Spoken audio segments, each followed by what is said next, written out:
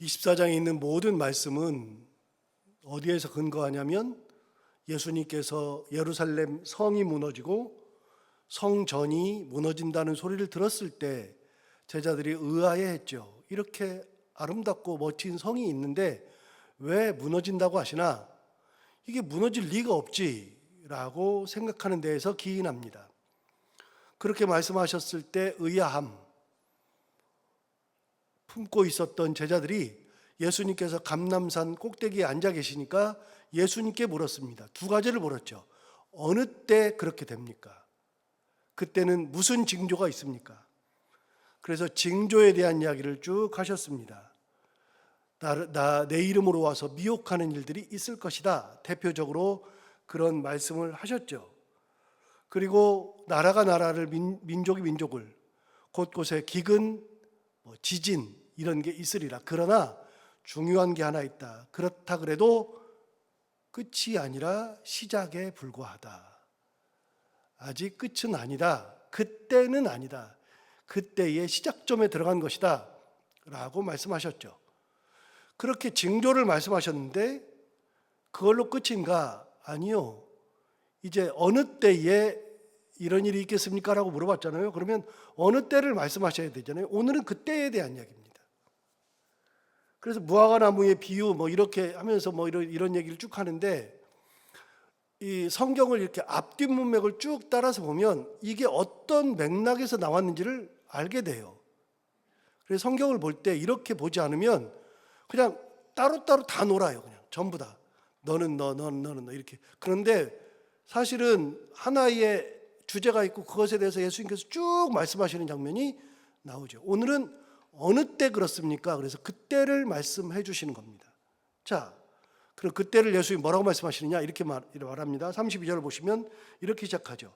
무화과나무의 비유를 배우라. 그 가지가 연하여지고 잎사귀를 내면 여름이 가까운 줄을 안다. 그랬습니다.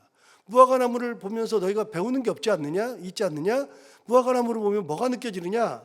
무화과나무에 가지가 연하여지고 잎사귀를 조금씩 내기 시작하면 아, 여름이 오네. 이렇게 알지 않느냐? 그래서 무화과나무 잎사귀를 보면 알지. 가지 보면 알지. 가지가 이렇게 연해져. 딱딱한 게 아니라 연해지면서 거기서 잎사귀가 나온다. 그러면 아, 여름에 들었네. 그런데 예수님은요, 이런 얘기를 가끔 하세요. 자연을 보면서 말씀하시는 것들이 있어요.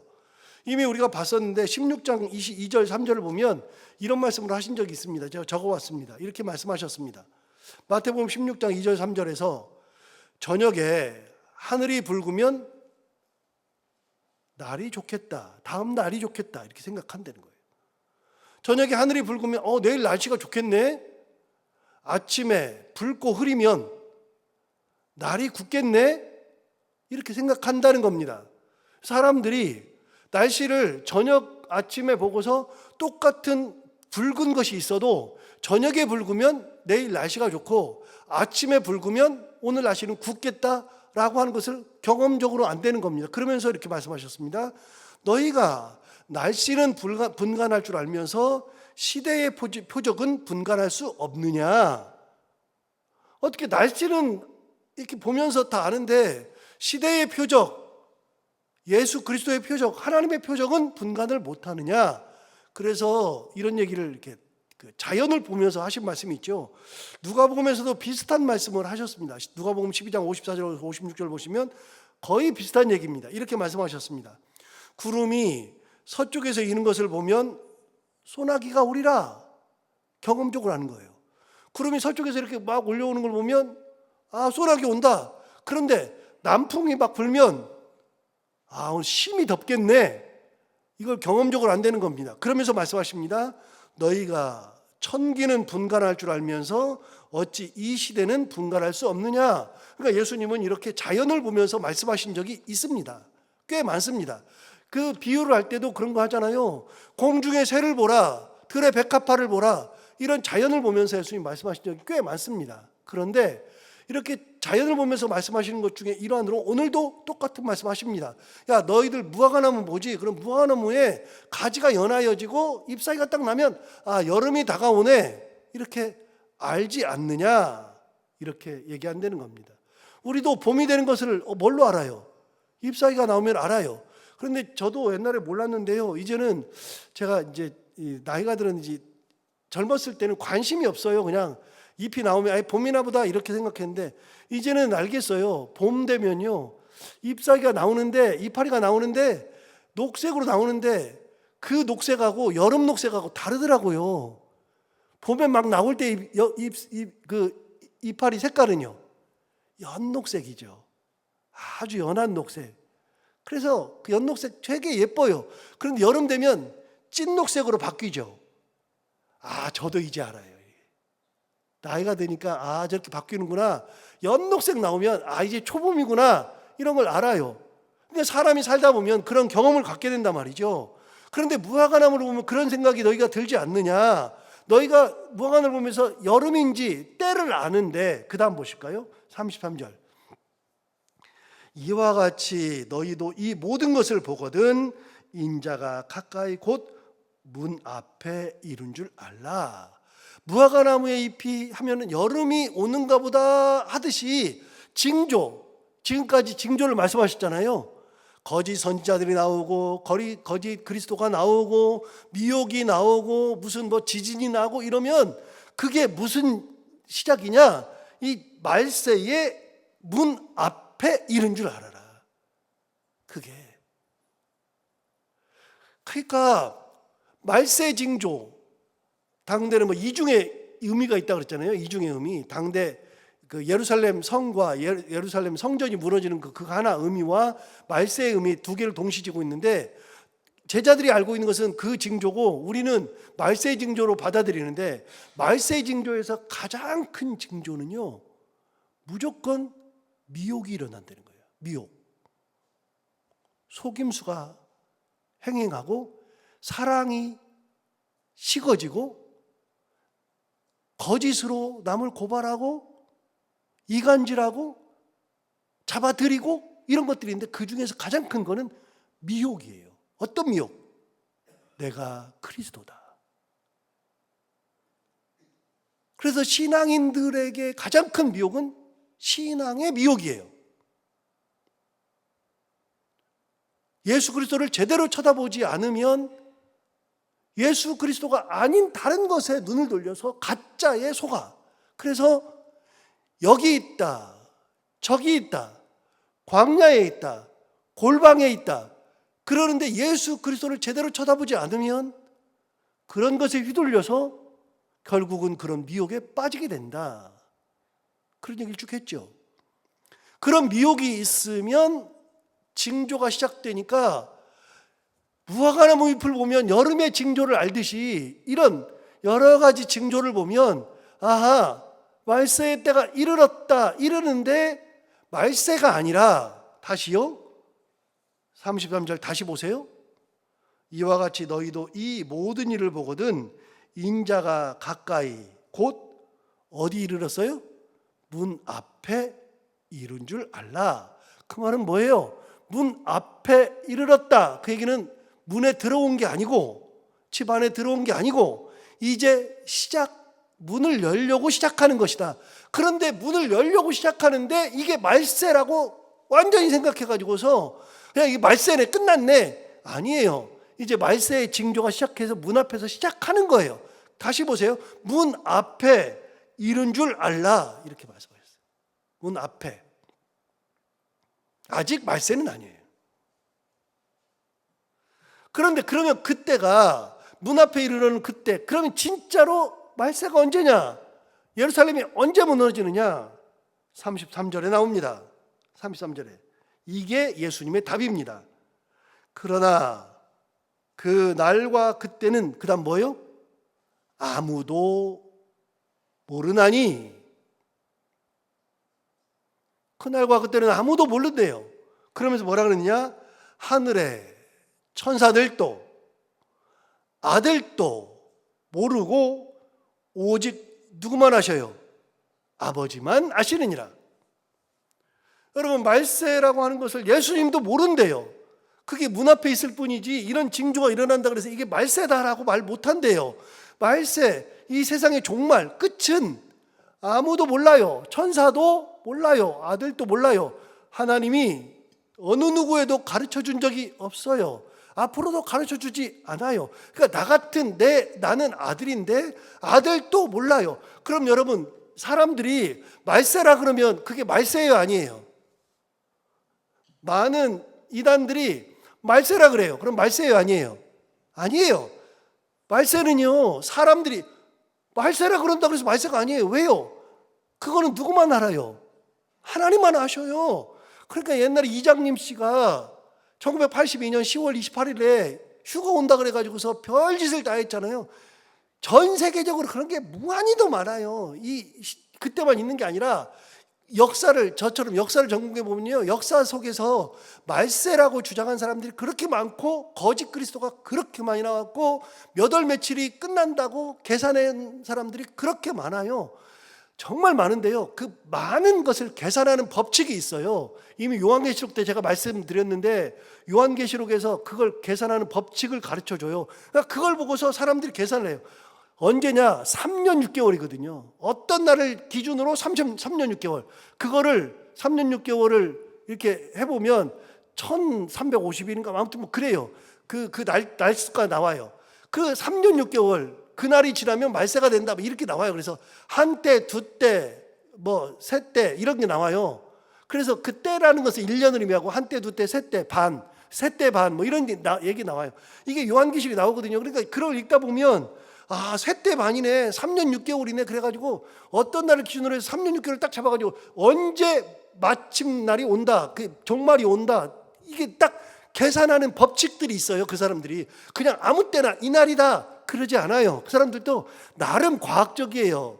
나름 과학적인 건 3년 반이 기준이에요. 그 날이 언제냐, 자기가 잡는 기준날이 있어요. 기준일이, 이 기준일이 딱 있거든요. 그 기준일로부터 3년 반. 어떤 사람은 이달을 잡아요. 그 기준으로부터 3년 반. 그래가지고 온대요. 그런데 여러분, 그렇게 해서 몇 월 며칠 날 이날이 세상의 끝이다, 그거를 예수님도 모른대요. 천사들도 모른대요. 하나님의 수종을 드는 천사도 몰라요. 하나님의 아들인 예수님도 몰라요. 다 모르고 오직 누구만 아시느니라? 아버지만 아시느니라. 그래서요, 신학이 제대로 정립되어 있어야 된다 그러잖아요. 신학이 제대로 정립되어 있으면 누가 말세 얘기를 하잖아요. 야, 쓸데없는 소리 하지 마. 뭐 쓸데없는 소리야. 여러분, 이 땅이 지금 말세라고 하는 것은요, 예수님 때부터 시작됐어요. 예수님 때부터. 예수님도 그때가 말세라 그랬어요. 끝이라 그랬어요. 보세요. 어떻게 말씀하시냐. 예수님 말씀하시는 걸 들어보세요. 37절을 계속해서 보시면 이렇게 말씀하셨습니다. 노아의 때와 같이 인자의 임함도 그러하니라.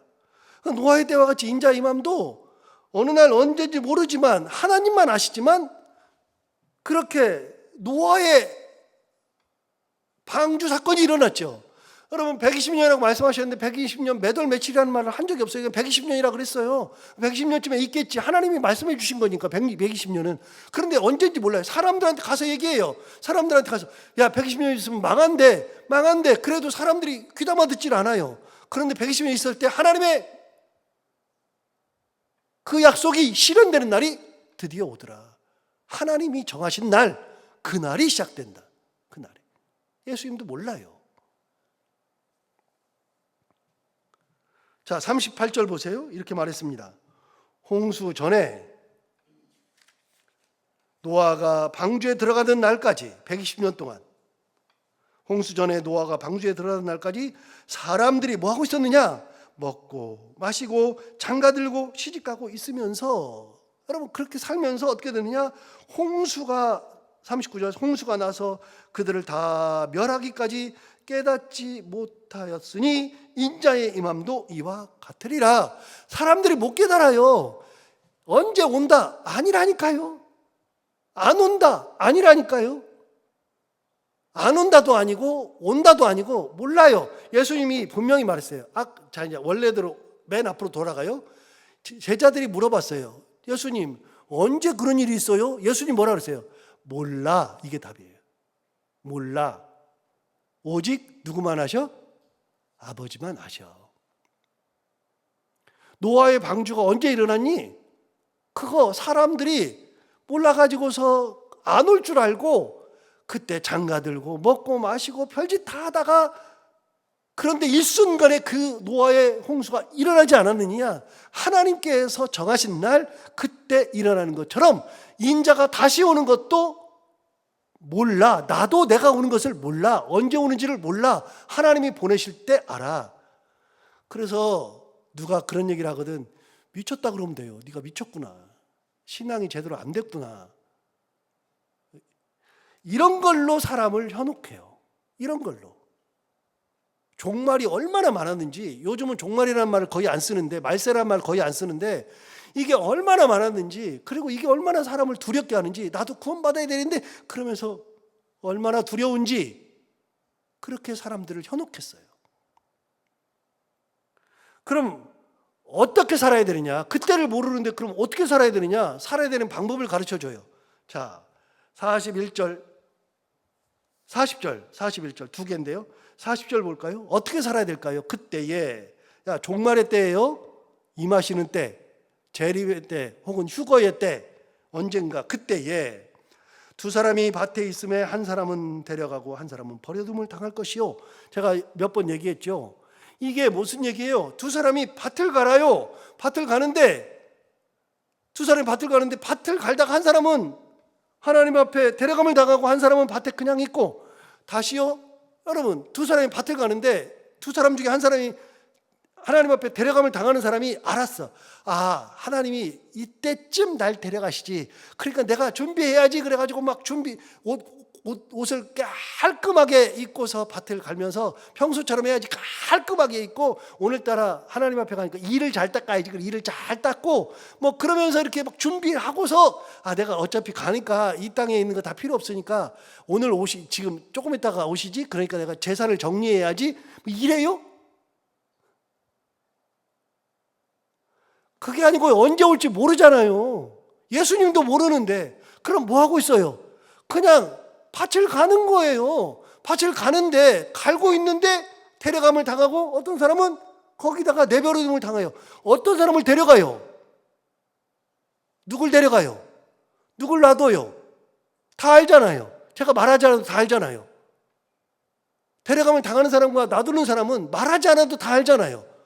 하나님 바라보고 신앙생활 제대로 하는 사람 데려가는 거 아니에요?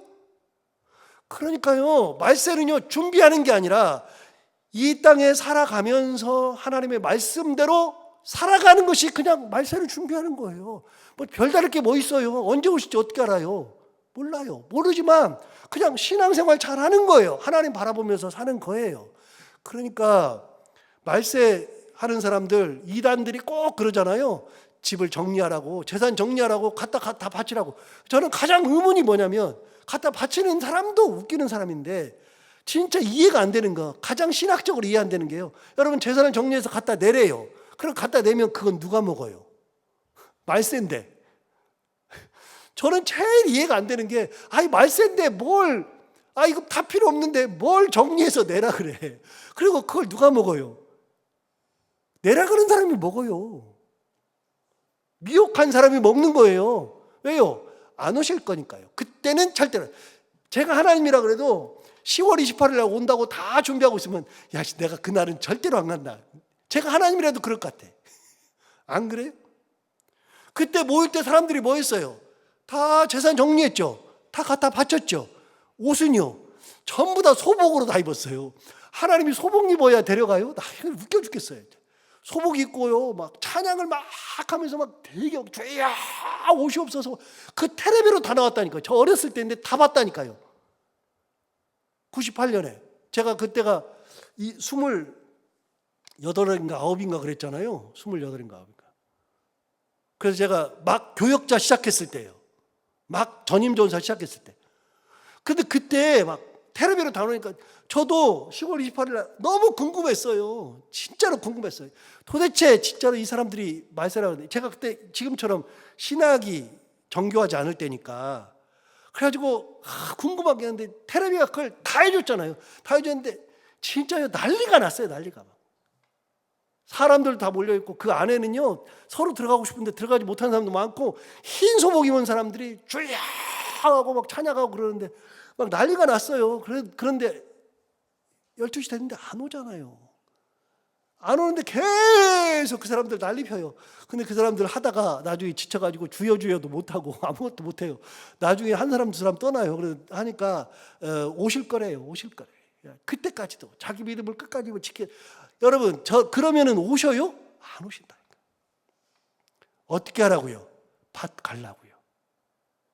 그냥 밭 갈면 돼요. 신앙생활 하면 돼요. 언제 오시는지 알면 뭐 할 거고. 그렇게 준비한다 그래서 하나님이 더 안 데려가실 것 같아. 너는 제대로 된 신앙이 아니다. 너는 안 데려가실 것 같아. 그냥 평상시처럼 그렇게 먹을 거 먹고 일 열심히 하고 신앙생활 잘하고 그러는 거예요. 신앙이 뭐 별게 있어요? 종말이 뭐 별게 있어요? 종말이 오면은 휴가 되면 되는 거잖아요. 준비해야 간다. 말도 안 돼요. 여러분 보세요. 41절도 보세요. 똑같은 말씀하셔요. 두 여자가 맷돌질을 하고 있음에 한 사람은 데려가고 한 사람은 버리둠을 당할 것이니라. 여러분 맷돌질 왜요? 맷돌 왜 갈아요? 맷돌 왜 갈아요?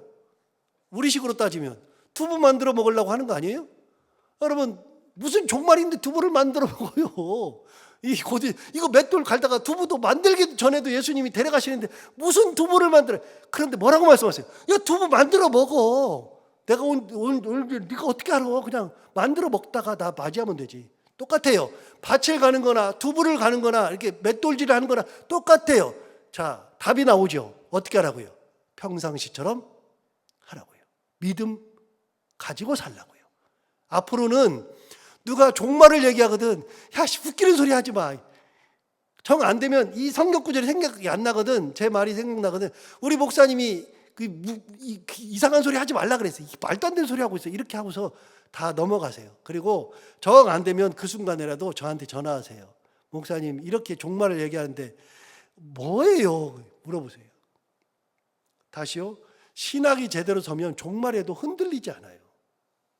세상에 말세가 와서 세상이 끝나도 흔들릴 일이 없어요. 그냥 믿음 가지고 사는 것이 신앙이지.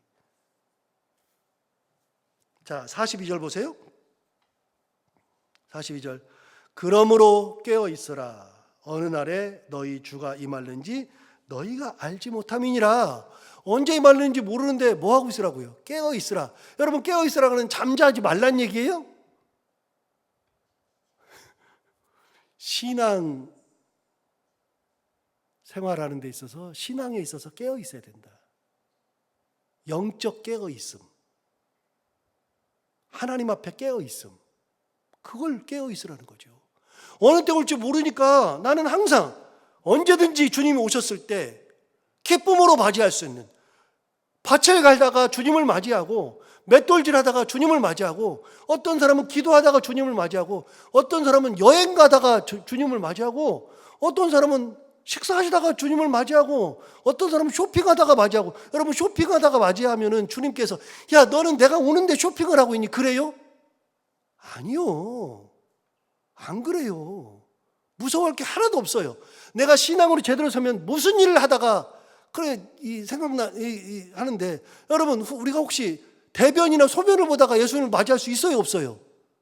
있어요. 그것도 괜찮아요. 다 괜찮아요. 아무거나 해도 괜찮아요. 다만 영적으로 깨어 있기만 하면 되는 거예요. 깨어 있으라. 어느 때에 주가 오실는지 알지 못하느니라. 44절도 보세요.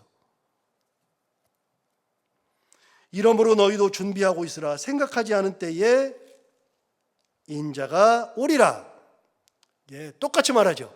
언제 올지 모른다. 그러니까 깨어 있으라. 준비하고 있으라. 영적 준비죠. 영적 준비. 그렇게 해야 된다. 이게 바로 때다. 예수님 말씀하셨어요. 그때는 천사들도, 하늘의 천사들도 아들도 모르고 오직 아버지만 아시느니라. 그러므로 어떻게 하라고요? 깨어 있으라. 그러므로 어떻게 하라고요? 준비하고 있으라. 그러면서 일상생활을 하면 언제 오실지 몰라도 그때 주님의 은혜 가운데 데려감을 당하는 그런 일들이 있을 거다 말씀하시는데, 이게 주님이 말씀하시는 재림 때에 우리가 어떻게 살아야 되는지를 말씀하시는 거예요. 기억하고 오늘도 이 말씀 묵상하면서 하나님 바라보며 살아가는 참 신앙의 모습으로 살아가는 저희들이 다 되기를 바랍니다. 기도하겠습니다. 하나님 아버지 감사합니다. 오늘도 귀한 말씀 우리를 깨우쳐 주셔서 감사합니다. 알게 해주셔서 감사합니다. 하나님 아버지, 종말의 때 그때는 우리가 어떻게 해야 되는지 우리가 다시 한번 깨닫고 오늘 말씀을 주신 것처럼 언제 오실지 모르지만 내게 주어진 사명 잘 감당하고 내게 주어진 그 신앙 가지고 주님을 바라보고 살아가며 어느 때든 어느 순간에든 오로지 하나님 앞에 깨어있고 준비된 인생을 살아가는 저희들 모두가 다 되게 하여 주옵소서. 우리는 언제든지 주님 앞에 서야 되는 존재들인데 주님 앞에 설 때 부끄러움 없도록, 주님 앞에 설 때 우리가 주님 앞에 선 것 가지고서 무서워서 괴로워서 떨지 않도록 우리가 잘 준비되고 깨어있는 삶을 살아서 주님 보시기에 아름다운 삶, 그리고 주님께 영광 돌리는 삶을 살아가는 저희들이 다 되게 하여 주옵소서. 오늘도 하루 살아갈 때 이 말씀을 기억하며 살게 하여 주옵시고 이 말씀이 우리 가운데 힘이 되기를 원하며, 하나님 아버지, 오늘도 기도하러 나온 사랑하는 성도들의 기도를 들어 응답해 주시되 계속 기도하지만 병상에 있는 사랑하는 분들, 수술을 마친 모든 분들, 그리고 투병하는 모든 분들, 그들의 병을 하나님 다 치유하여 주시기 원하옵고, 상황이 어떤 상황이든지 간에 경제적으로 또 삶 가운데 여러 가지 고난, 고민 가운데 있을 때에도 하나님 지켜주셔서 은혜 가운데 잘 지내는 저희들 다 되게 하여 주옵소서. 하나님 아버지, 오늘도 하루를 살아갈 때 해야 되는 것들 기쁨으로 잘 감당하게 하시고 만나는 분들이 누구든지 간에 그들과 함께 웃고 행복한 하루가 되게 하여 주옵소서. 예수님 이름으로 기도하옵나이다.